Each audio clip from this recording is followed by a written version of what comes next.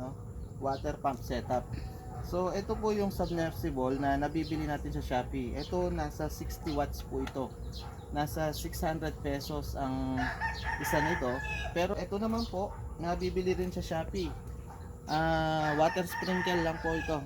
So tapos ito naman po yung hose. At sa Shopee din po nabibili ito. Ito po yung motor tank hose. Ito kasi saktong-sakto ito dito sa pinagsusuksukan niya. Ayan, mahigpit.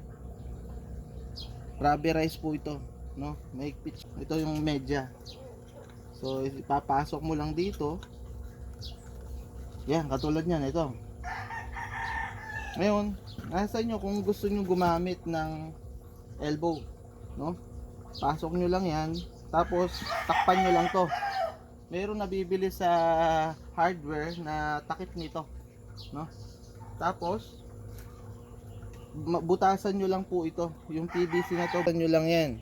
Hanap po kayo ng talim na barena na size nito. Sa epoxy, pwede na po ito.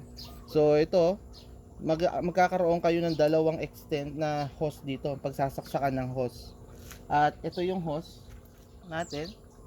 Yan.